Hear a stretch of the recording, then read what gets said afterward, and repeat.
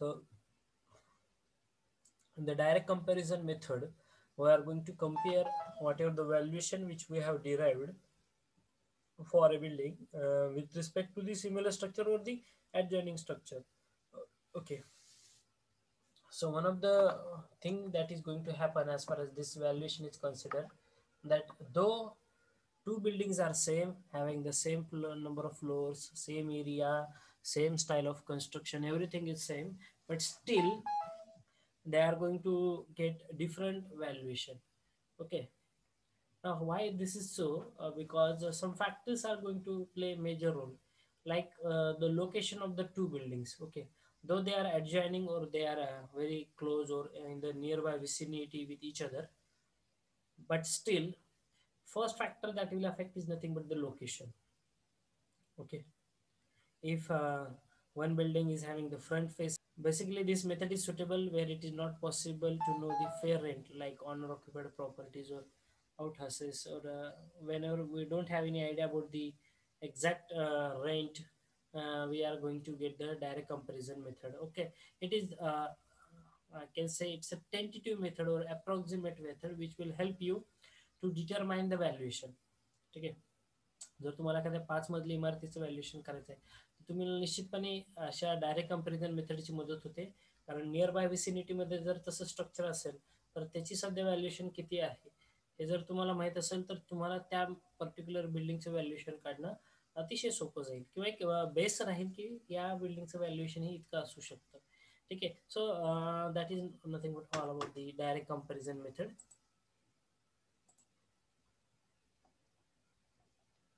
The profit based valuation. Now what is profit based valuation?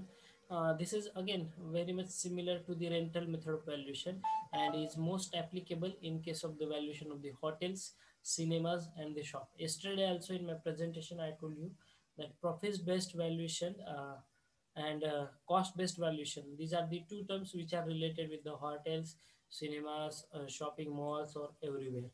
Okay, in this method, the net profit is worked out after deducting all the possible outgoings, including the interest on the capital investment and the remuneration of the labor rendered by the owner. ठीक आहे, basically या मेथडमध्ये आपण net profit कसं काढत असतो, by deducting all the outgoings plus labor salary, rate of interest on the capital investment, everything, and this net profit can reasonably realized in the form of the rent, and then it is whatever the net rent it has been there, it is multiplied with the years purchase to get the capitalized value. Okay, so that is nothing but the profit based valuation method of that is one method of calculating the valuation. I am not going in details because that part is not there. Okay, such big problems now as your exam is online, so they are not going to ask just some theoretical part they are interested on, and they will ask only theoretical parts. Few short problems I'm interested to take after the end of our whole syllabus. I will take the practice of some short problems, that is for 2 marks.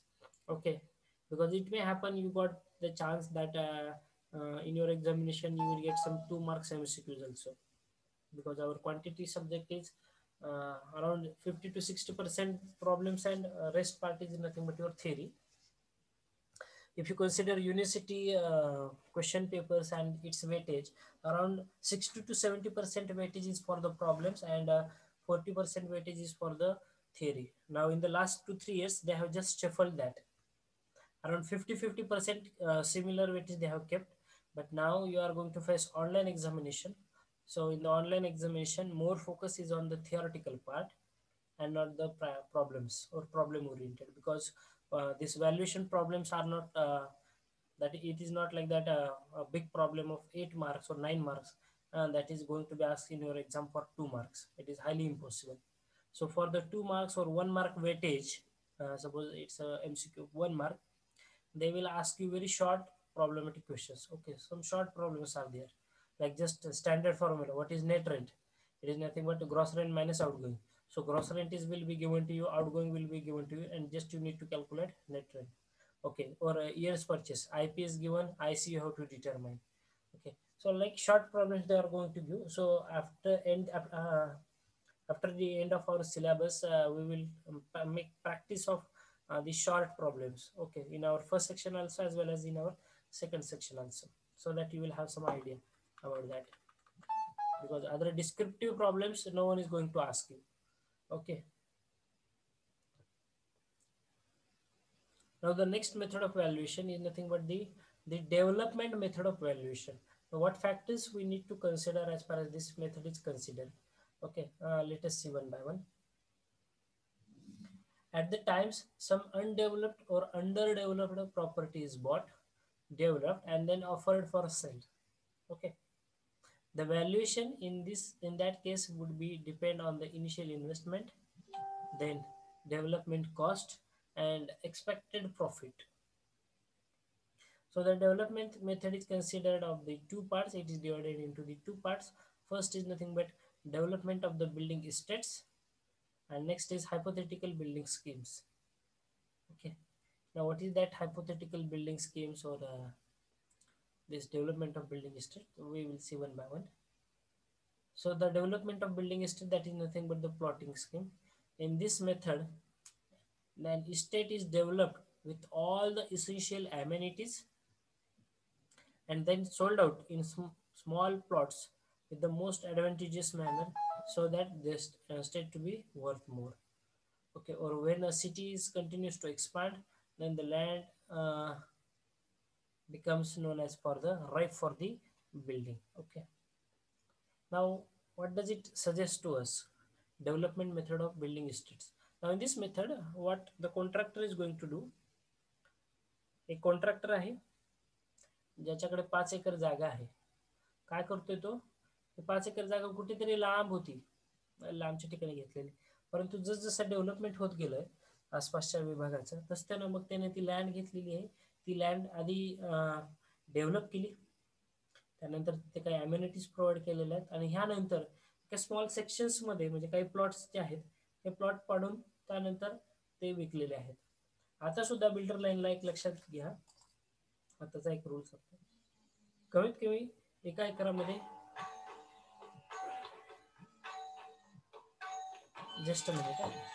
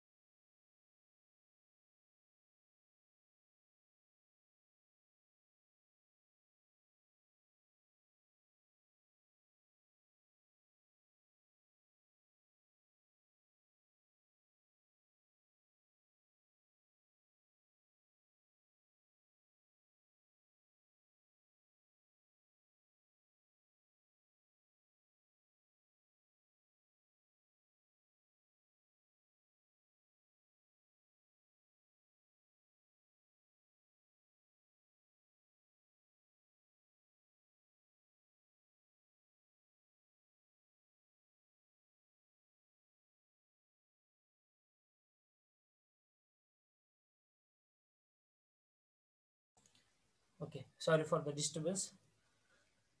Huh. Okay, apart from this, I'm going to share one important part with you. Those students who are going to give online examination day after tomorrow, 6 तारखेपासून तुमचे paper चालू होत आहेत. काही विद्यार्थ्यांचे second इयरचे backlog आहेत, काही विद्यार्थ्यांनी थर्ड इयरचे दिलेले आहे, पण अजूनही काही विद्यार्थी असे आहेत की ज्यांचे सेकंड इयरचे बॅकलॉग आहेत. ठीक आहे. मग ज्या विद्यार्थ्यांचे पेपर 6 तारखेपासून चालू होणार आहेत, परवा दिवशीपासून, तुमच्या बॅचमध्ये जर कोणी असे विद्यार्थी असतील ज्यांचा पेपर आहे 6 तारखेपासून, त्यांनी उद्या चेक करा तुम्हाला लॉग इन क्रेडेन्शियल्स मिळालेले आहेत किंवा नाही. आताही एका विद्यार्थ्याचाच फोन आलेला सेकंड इयरमधनं की त्याला अजून लॉग इन क्रेडेन्शियल मिळालेलं नाही. तर तसं तुमच्यापैकी जर कोणी असेल जो आता 6 तारखेला पेपर देणार आहे सेकंड इयरचा बॅकलॉगचा, ठीक आहे, ऑनलाईन पेपर, तर अशा विद्यार्थ्यांनी मात्र जरूर कॉन्टॅक्ट करा. एकदा युनिव्हर्सिटीलाही कॉन्टॅक्ट करा की सर मला अजून लॉग इन क्रेडेन्शियल मिळालेले नाहीत त्यांच्या हेल्पलाईन नंबरवरती, किंवा उद्या या टायमाला मला जरी फोन केला तरी चालेल. ठीक आहे. आणि लॉग इन क्रेडेन्शियल मिळाल्यानंतर सगळ्यात महत्त्वाची गोष्ट म्हणजे तुमचा सब्जेक्ट तुम्हाला ॲलोकेट झालाय का हे बघा. कुठला एक्स्ट्रा सब्जेक्ट दिसतोय तुमच्या लॉग इनमध्ये, कारण अशा केसेस यापूर्वी झालेल्या आहेत. विद्यार्थी ऑल क्लिअर असताना त्याच्या अकाउंटला सगळे सब्जेक्ट दिसत होते. ठीक आहे. हे ऑनलाईन एक्झामचा थोडासा तरी आपल्या विद्यापीठात त्या मानाने कमी गोंधळ असेल ऐकलाय मी इतर विद्यापीठांच्या मानाने, तरी पण अशा काही मिस्टेक्स यापूर्वी झालेल्या आहेत. सो परवा दिवशीपासून 6 तारखेपासून जे विद्यार्थी एक्झाम देणार आहेत सेकंड इयरचे पेपर, तुमच्यापैकी बरेच विद्यार्थी आहेत बघा, एक 5 ते 6 विद्यार्थी आहेत. मी पर्सनली तुमचा फॉलोअप घेईल, तरी सुद्धा एक नोटीस तुमच्या लक्षात असू द्या, उद्या चेक करा अकाउंटला किंवा युजर नेम पासवर्ड मिळालाय का, आणि मिळाल्यानंतर ते सब्जेक्ट बरोबर दिसत आहेत का नाही. ठीक आहे. त्यामध्ये जर काही अडचण असेल तर विचारा, मला कॉन्टॅक्ट करा. ठीक आहे. सो हां, आपण development method of building estate पाहत होतो. मी जसं सांगितलं, एखादी प्लॉट तुम्ही एखाद्या कमी रेटमध्ये घेतला किंवा कुठेतरी रेट घेतला होता, त्यानंतर एरिया डेव्हलप झालाय, मग तुम्ही तुमच्या प्लॉटची डेव्हलपमेंट केली चांगल्यापैकी. ठीक आहे. मग तिथे बिल्डिंग बांधलेली आहे, तुम्ही ऑल अम्युनिटीज तिथे प्रोव्हाइड करता. आणि प्रोव्हाइड केल्यानंतर स्मॉलर पार्ट्समध्ये तुम्ही ते प्लॉट्स पाडताय. आता बघा आपल्याकडे कशी एक स्टाईल आहे बिल्डर लोकांची, तेही सांगतो मी तुम्हाला. सर्वच वापरतात असं काही नाही. ठीक आहे. काही त्याला अपवादही आहेत. आपल्याकडे जमिनी घेणं शेतकऱ्यांकडनं हा एक प्रकार आहे. ठीक आहे. मग ही जी शेत जमीन आहे सुरुवातीच्या काळामध्ये ती तशीच ठेवतात.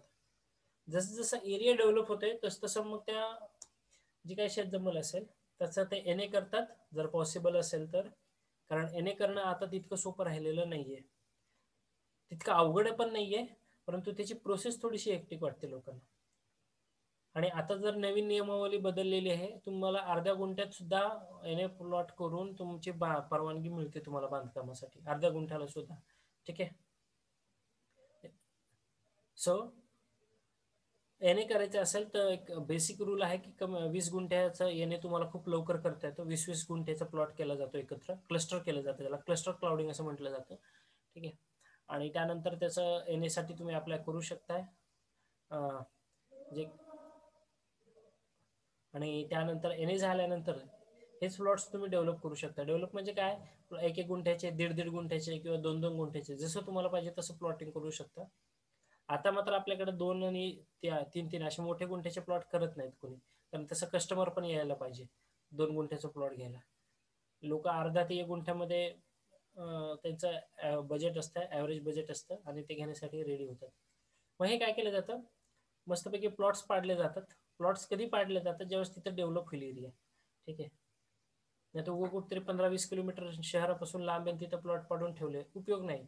तिथे प्लॉट फक्त कस्टमर येऊन बघून जाईल, परंतु तो घेण्यासाठी तयार होणार नाही, कारण तिथं अनडेव्हलप्ड एरिया आहे किंवा अंडर डेव्हलप्ड म्हणूया आपण असं sometimes. So development of building इस्टेट्समध्ये पहिल्या स्टेपमध्ये तिथं आहेत सगळ्यात महत्त्वाची, तुम्ही किती अम्युनिटीज प्रोव्हाइड करणार आहात किंवा प्रोव्हाइड केलेली आहे, आणि त्यानंतर तुम्ही प्लॉटचं डिस्ट्रीब्युशन कसं केलेलं आहे. ठीक आहे. कारण आता एक हा जो सेंटेन्स आहे खूप महत्त्वाचा सेंटेन्स त्यांनी तिथं मेन्शन केलेला आहे. ठीक आहे. तुमच्यासाठी हायलाइट करतो. when a city continues to expand then the land becomes known as ripe for building. Okay. याचं बेस्ट एक्झाम्पल आहे पुणे आणि मुंबई. ठीक आहे, पुणे पण इतकं डेव्हलप झालंय आणि मुंबई इतकं डेव्हलप झालंय की ते दोन्ही आता एकत्र झालेले आहेत ऑलमोस्ट एका एका पॉईंटवरती. ठीक आहे, म्हणजे पुणे इकडं मुळशी वगैरे जसं वाढलंय, शेतजमिनी शेतकऱ्यांच्या घेतल्या वगैरे वगैरे जे काय असेल तुम्ही त्या मूवीमध्ये बघितलं असेल. ठीक आहे, तर बिल्डिंगच्या किंवा त्या जमिनीच्या प्राइसेस इतक्या वाढलेल्या आहेत, ट्रिमंडस प्राइसेस आहेत.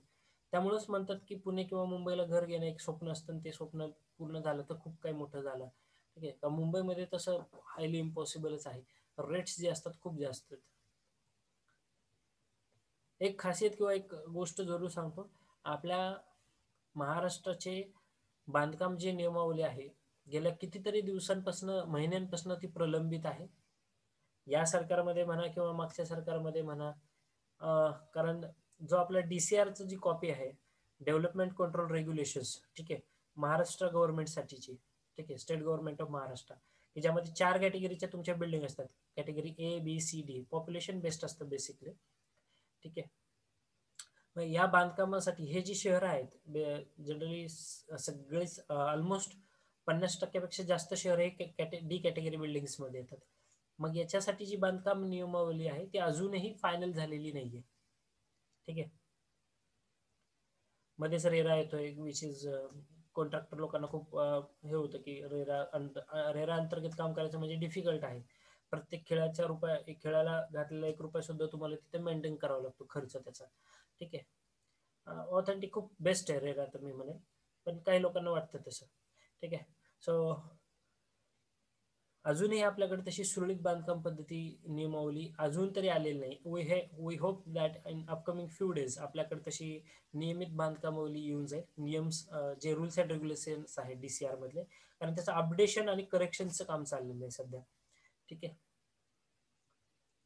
मग हे ज्यावेळेस येईल त्यावेळेस आपल्याकडे एक सातत्य म्हणजे कन्सिस्टन्सी राहील, बांधकाम कशा पद्धतीने असलं पाहिजे, डेव्हलपमेंट कशा पद्धतीने होत आहे तुमचे. ठीक आहे, कारण काही काही जर तुम्ही मुंबईमध्ये म्हणताल तर मुंबईमध्ये रॉ हाऊसला परमिशन भेटत नाही लवकर. 90% तुम्हाला इझिली रॉ हाऊसला परमिशन देतच नाहीत मुंबईमध्ये. का देत नाही? कारण मुंबईमध्ये ऑलरेडी हाईप आहे, तुमच्या घरांसाठी ती जागाच नाहीये. तुम्ही जर आडवी रॉ हाऊसिंग बांधत असताल 10 घरं, तर ते कोण अलाउड करत नाही तुम्हाला. हा, वरती तुम्ही किती बांधा FSR, पण रॉ हाऊस तसे किंवा बंगलो सिस्टीमला परमिशन घेणं अवघड आहे. इम्पॉसिबल आहे असं म्हणत नाही, but it is little bit difficult. ठीक आहे, कारण तिथं प्राधान्य अपार्टमेंट्स किंवा फ्लॅट्सला दिले जाते. कारण का, कमी जागेमध्ये कंजेस्टेड जागेमध्ये आज 2 कोटी लोकसंख्या आहे तिथे मुंबईत, आणि तीच लोकसंख्या मग मुंबईचं जे एक्सपान्शन झालेलं आहे, नवी मुंबई म्हणा, इकडे पुण्याकडे म्हणा, कर्जत साईडला, याच पद्धतीने झालेलं. राईप ऑफ बिल्डिंग हा जो शब्द जो वापरला, when the city is going to expand, the land becomes ripe for building. जागेचे भाव हे ट्रिमंडस वाढणार आहेत. ठीक आहे, त्यामुळेच मी सांगतोय कन्स्ट्रक्शन सेक्टर आज कालही कोर सेक्टर होता, आजही कोर सेक्टर आहे आणि उद्या सुद्धा कोर सेक्टरच राहणार आहे. ठीक आहे, just what you want to invest, you have to invest your knowledge and your technicality. खूप लवकर मग तुमचं जे पॅकेज असतं हे package up to more than 10 lakhs 15 lakhs per year जातं ते. ठीक आहे, त्यामुळे फक्त टेक्निकॅलिटी अँड डिटर्मिनेशन ठेवा, डेडिकेशन ठेवा, कारण कन्स्ट्रक्शन सेक्टर अजूनही ॲक्टिव्हिटीज चालूच आहेत. नवीन प्रोजेक्ट्स खूप सारे येणार आहेत आणि प्रत्येक प्रोजेक्टमध्ये चॅलेंजेस असणार आहेत. ते जर तुम्ही लवकर ग्रॅप केले तर you will be on the positive side. Okay, then hypothetical building schemes. Now in this method the plot is divided or developed by laying out the buildings with all amenities. Okay, now what is the steps to be followed as far as this development of building estates, valuation of development of valuation by the development of building estate. The formula is present value minus total outgoings. Now the procedure is very important to understand how the process is there.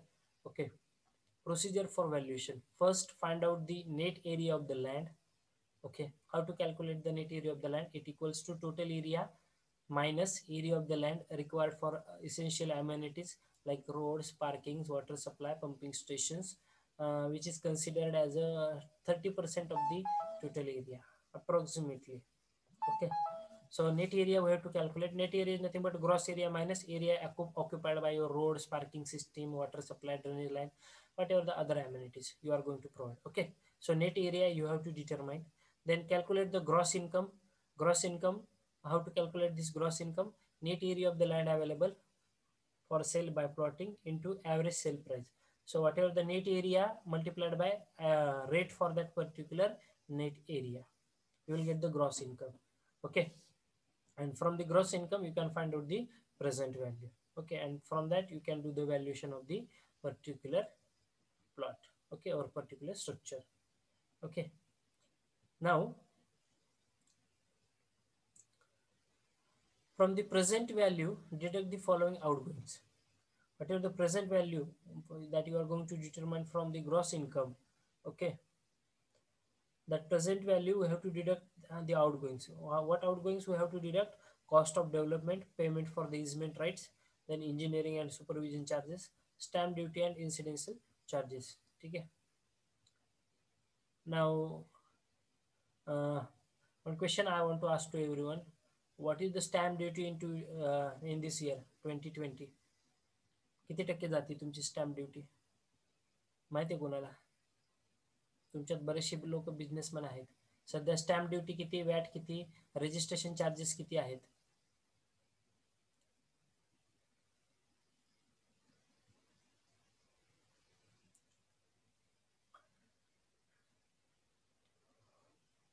बारा लाखाचं घर आहे किंवा 10 लाखाचं घर आहे, मला खरेदी करायची आहे, पक्की खरेदी करायची आहे, मला किती रुपये लागतील बरं? Practical based total, nothing related to theory part or some calculation, but that is most important. You should know this concept like stamp duty, VAT, tax. Okay. Registration charges किती आहे सध्या stamp duty? 3%. Someone answer I am getting as 3%. Any other option, any other answers? VAT किती आहे?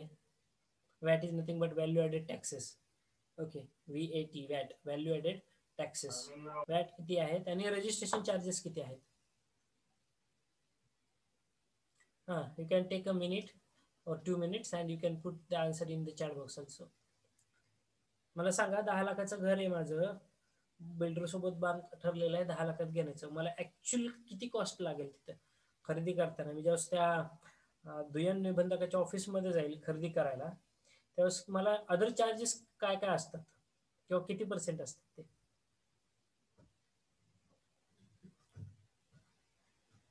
Stamp duty एक आहे, registration charges असतात आणि watt असते.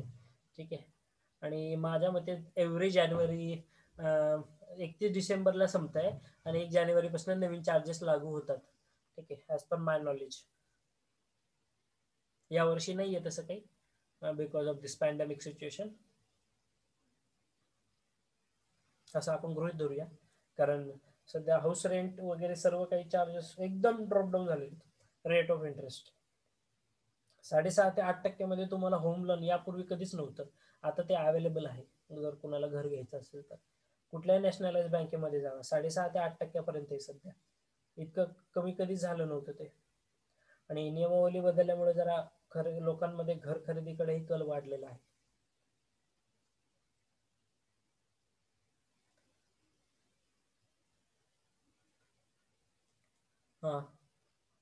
One answer I am getting. Others, please reply. Those who are continuously doing the work of construction, businessmen, तुमच्या क्लासमधले, stamp duty, VAT, service charges, registration charges किती असतात?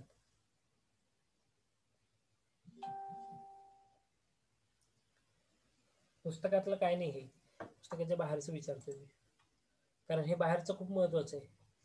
कारण खरेदी करायला तुमच्या कस्टमर सोबत तुम्ही असणार आहे, तुमचा तो खरेदी करणारा एक वकील असतो बघा कोर्टात किंवा त्या दुय्यम निबंधकाच्या ऑफिसमध्ये, तिथेच आसपास त्यांची ऑफिस असतात, छोटी मोठी कॅबिन टाकलेली, की जे फक्त हे असे घर खरेदी वगैरे प्रकरणं करत असतात.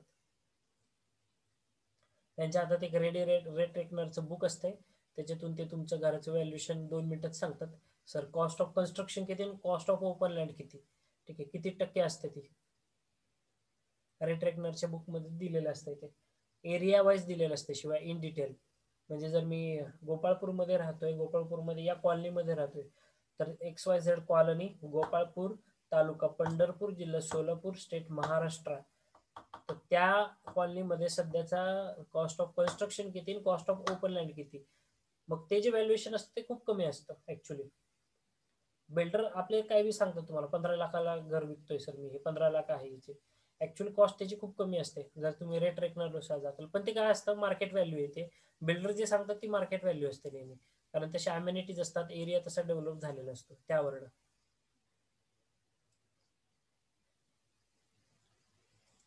एनिवन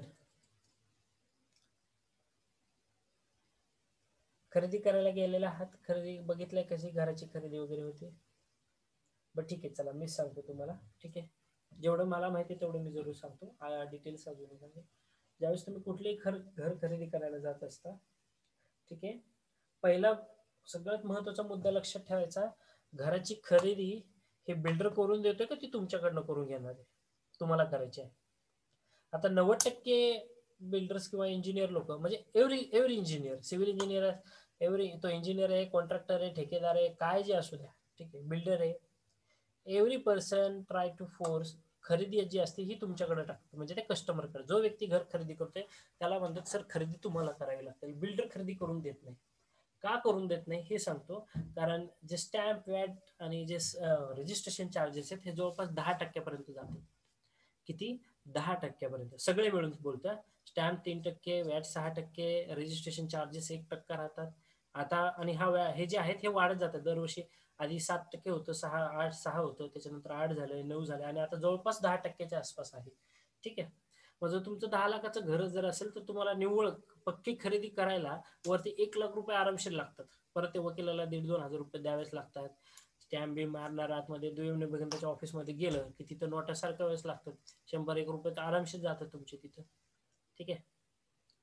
मग तिथे तुम्हाला कमीत कमी 1 लाख रुपये खर्च होतो. स्टॅम्प, रजिस्ट्रेशन चार्जेस आणि वॅट जवळपास 10%च्या आसपास.